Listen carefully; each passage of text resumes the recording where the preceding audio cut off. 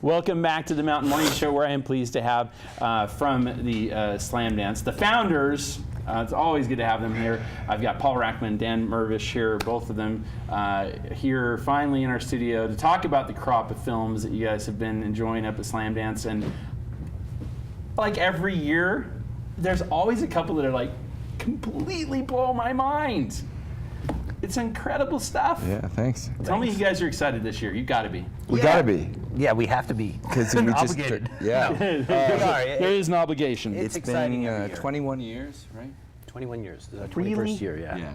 And that was back here right behind us at the Yarrow, wasn't it? Yeah, the first year. The first Paul year. and I screened our films at the Yarrow because we found some guy with 35mm projectors, and he said, "Oh, can I be in Slamdance?" And we're like, "You've got projectors? You betcha." Yeah, you're in. So, That's that what was we it. need. Yeah. No, it was literally guerrilla style. We had the 16mm in a little Prospector. office kind of in the hallway leading up to the Prospector Theater.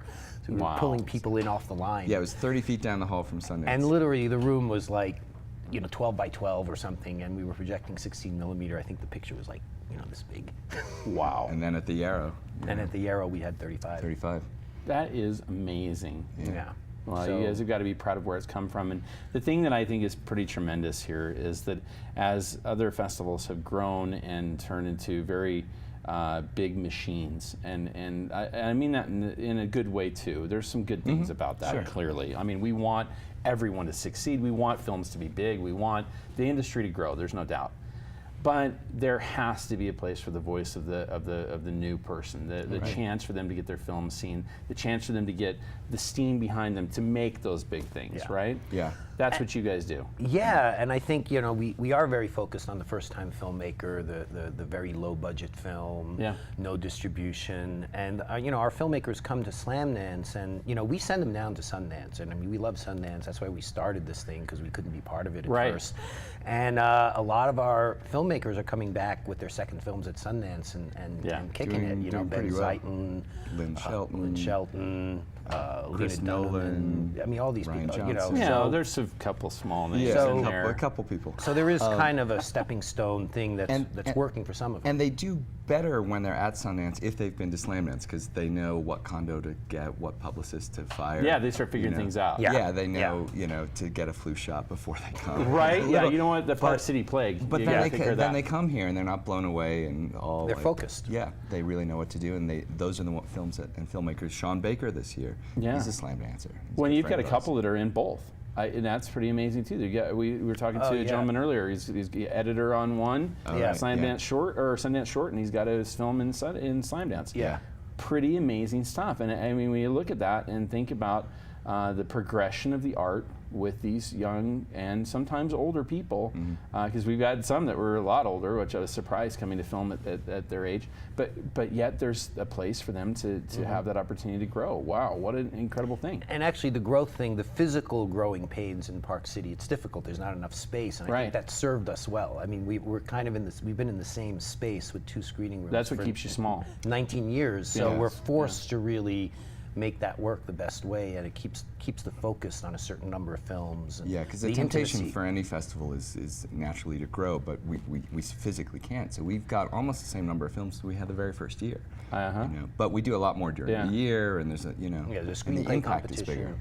Yeah, and I think there's a sense though that you're also bringing some of the very, very best because Exactly. of that, Yeah, it's which I think is pretty statistically awesome. it's harder to get into Slamdance than Sundance. If you just look at the raw numbers, just Wow. because we don't show as many films. Yeah, I thought of that. Yeah. We have 12 features in competition and 10 documentaries. And we have 5,000 submissions. So, just do the numbers, and it's harder to get in. But because the way we do our programming, though, it's a little bit more fair. Like, we don't take early submissions. We don't go to other festivals and like, oh, here come. We don't have a lab, and half the films are lab films. Not that there's anything wrong with that, but it means that everyone has an equal shot of getting in. And we're worse. programmed by our filmmakers. We recruit from the alumni of Slamdance. Yes, it's all alumni. do it. It's not the same.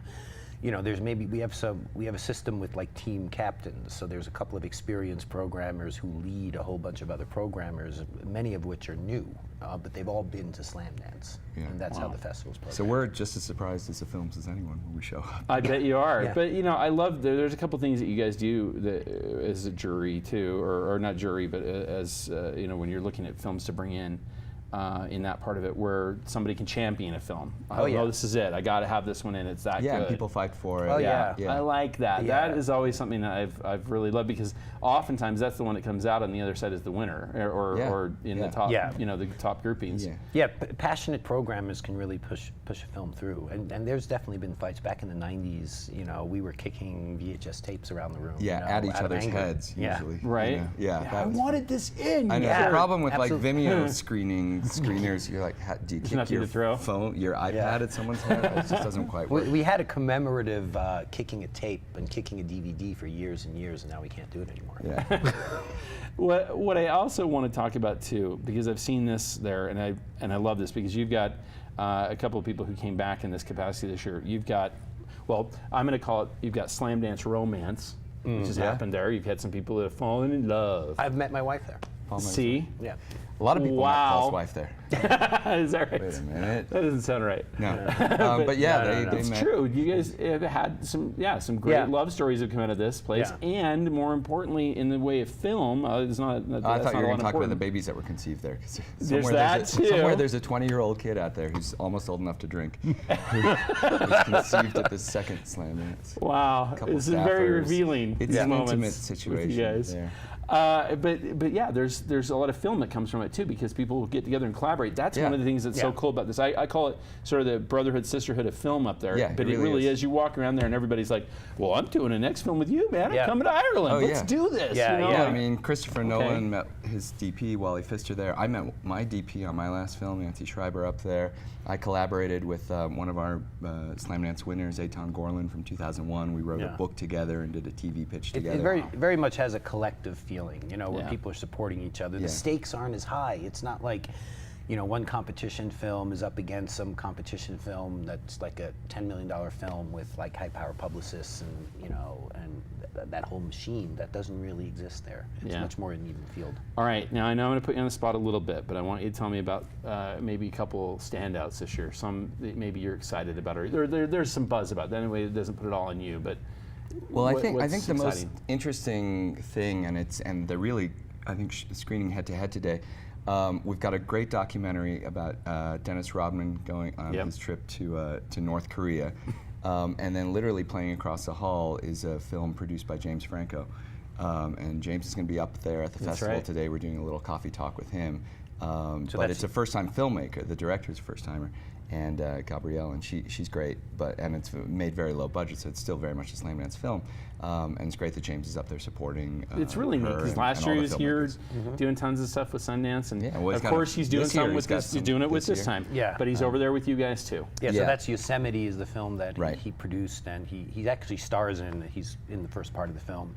And Dennis Rodman's Big Bang in Pyongyang. So it's North Korea Day at Slamdance. Yeah. I'll say it is. Which is good, because, Gabrielle Demister.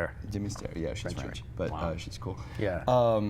But also I think what it does is it breeds a real conversation this year. It's not just about swag bags and condo and gifting suites. There is a conversation about freedom of expression and censorship and blacklisting and because of what's happened in the last couple of months, and I think that this is the place to have that conversation. Absolutely. So we're excited about that, and of course we're also excited today about the Igloo Summit, first annual Igloo Summit. Yes, let's talk about it. This is a pretty fun event that you do. Yeah. We get outside in the cold just a little bit.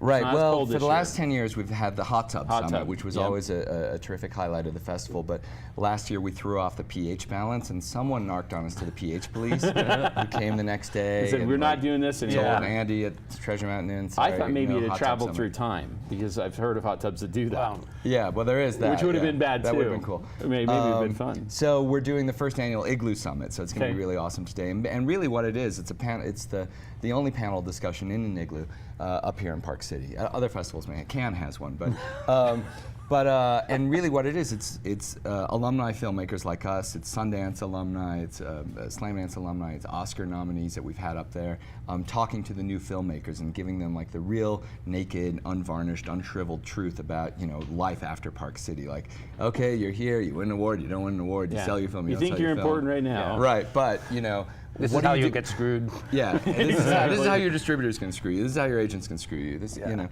this is how you're going to meet your second wife. You know, and like, what other festivals should you go to? You know, how do you sustain your career? Right. You know, what do you do with how do you make your next film? Well, you guys have done so well with that from so many perspectives, from what you just, I mean, just from the teaching part of it too, but also, I mean, look at the sell-through. It's like 60%.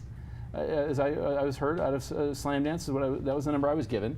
So it must be true. What, sell their film? Yeah. Yeah. Well, the nice thing is that, you know, these days, you know, 100% of films get distribution. There it's just you that go. the definition of distribution has changed. You know? Like it used to be 1%, you know, but you know, you've got to be a complete idiot to not have anybody see your film later on. You know, you get it out on VOD or yourself or whatever. There you go. You know, the question is how good, how much money, how much control do you have? But every film's going to be different after this. All right. Well, the next question, the most important one, our last question is this: if we want to see your hat at the Igloo Summit, where do we go? Go to the Treasure Mountain Inn, top of Main Street, 255 Main. It's going to be at 4:30 today, and then we've got our big awards tonight. At 9 so, o'clock. Yeah, so that's going to be a lot of fun. I'll be Last there for day that. for It's going to be a Slamdance. lot of fun. I can't wait. It's All right. Slamdance. Thank There's you. the founders right there. All right. There you Gentlemen, go. thank you so very much Thanks for very being much. here. We will be back with more right here, right after this.